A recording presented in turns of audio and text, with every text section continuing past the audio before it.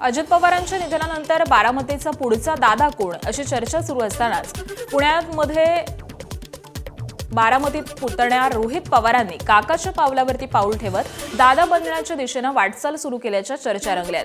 कर्जत जामखेडचे आमदार असलेल्या रोहित पवारांनी आता थेट बारामतीमध्ये जनता दरबार भरवण्यास सुरुवात केली आहे। दर मंगळवारी ते जनसामान्यांच्या समस्या जाणून घेणार आहेत। या उपक्रमाच्या माध्यमातून रोहित पवार नागरिकांच्या अडचणी सोडवतायत की 2029 विधानसभा निवडणुकीसाठी मोर्चे बांधणी करतायत अशी कुजबूज सुरू झाली आहे। रोहित पवारांनी घेतलेला जनता दरबार महायुती आणि अजित पवार गटाच्या राजकीय अस्तित्वाला थेट आव्हान देणारा मानला जातोय।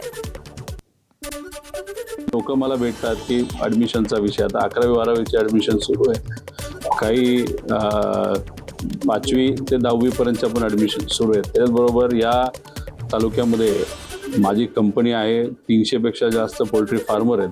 त्यामुळे जे काही लोक मला फोन करतात, भेटायचं आहे, पोल्ट्रीचा विषय, ॲडमिशनचा विषय, अजून दुसरा कुठला तरी विषय, तो मार्गी लावण्यासाठी फोनवर न बोलता मग मी कधीतरी एखाद ठिकाण देतो आणि त्या ठिकाणी येऊन, जसं इथं एका छोट्या खोलीमध्ये येऊन मी बसलेलो आहे आणि आता लोक जे येतात त्यांचे काय अडचणी असतील, जेवढे जमतील तेवढे मी प्रामाणिकपणे सोडवण्याचा प्रयत्न करतो। एबीपी माझा, उघडा डोळे बघा नीट।